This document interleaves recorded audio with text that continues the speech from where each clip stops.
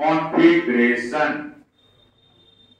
Some important point in common emitter configuration.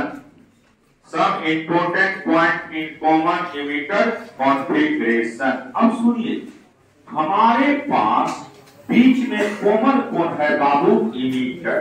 कौन है common? Emitter. तो अगर ध्यान बोलना है, कॉमन इमीटर अगर बीच में है इमीटर, तो आउटपुट में कौन जाएगा? कलेक्टर। और इनपुट में कौन रहेगा? बेस।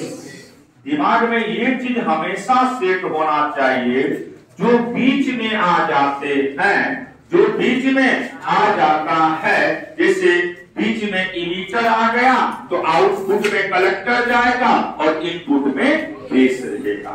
अगर हम मान लो रेजिस्टेंस गेट की बात करते हैं, किसका? Resistance gain. तो रेजिस्टेंस गेट का फॉर्मूला हमने क्या बोले? Output by input. Output resistance by input. तो आउटपुट कौन हो गया? कलेक्टर, और इनपुट क्या हो जाएगा? बेस। तो पहला लिखेंगे इसमें रेजिस्टेंस गेन। रेजिस्टेंस तो जाएंगे तो ना, resistance gain.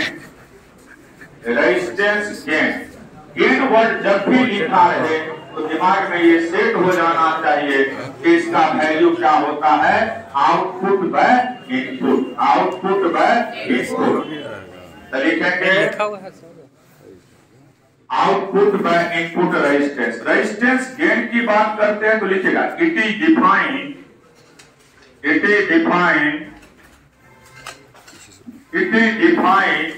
the ratio.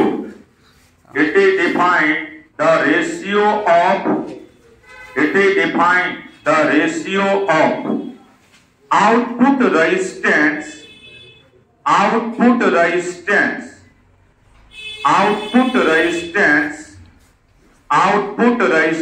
Bracket में RC, output resistance to CO2 to input resistance,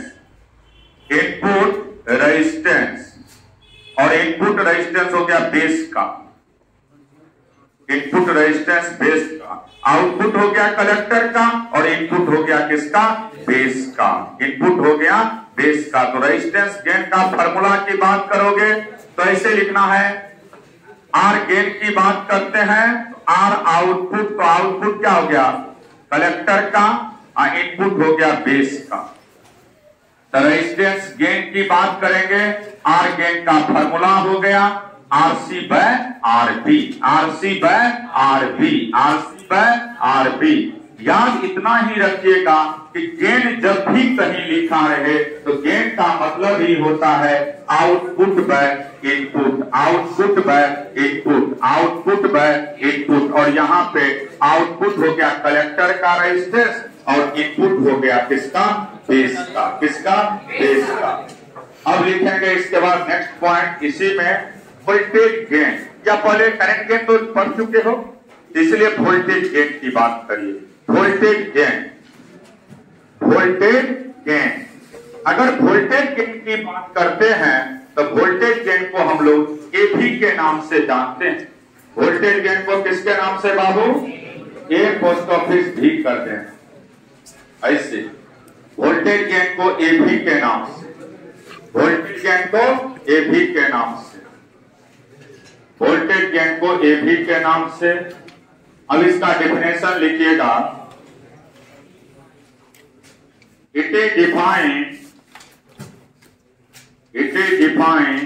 the ratio of,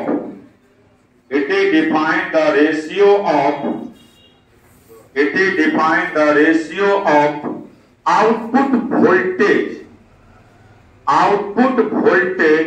to input voltage, output voltage to the input voltage, output voltage to the input voltage, output voltage to the input voltage।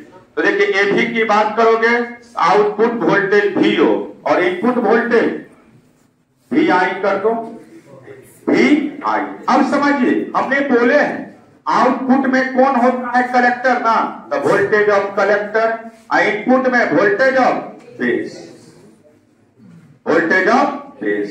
अब देखिए voltage किसका किसका formula होता है, V बराबर I into are. तो यहां पे लिख सकते हैं हम लोग IC into RC upon IB into RB। पहले इतना लिखिए IC RC by IB RB। IC यहां से IC बाय IB का रेशियो पढ़ा चुके हैं।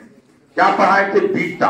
क्या पढ़ाए थे, बीटा। तो यहां से हम लोग बोल सकते हैं इसको beta into R gain, beta into R gain. क्योंकि आउटपुट बाय इनपुट रेजिस्टेंस को हम लोग कहते हैं रेजिस्टेंस गेन।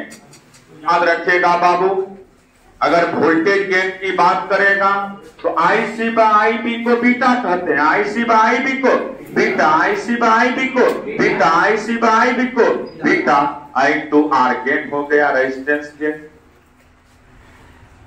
ये हो गया वोल्टेज। वोल्टेज गेन याद हो गया सबको, क्या होता है, आउटपुट वोल्टेज में इनपुट वोल्टेज, आउटपुट वोल्टेज में इनपुट वोल्टेज, आउटपुट वोल्टेज में इनपुट वोल्टेज, आउटपुट वोल्टेज में इनपुट वोल्टेज, आउटपुट वोल्टेज में इनपुट वोल्टेज, यानी आउटपुट वोल्टेज में इनपुट वोल्टेज।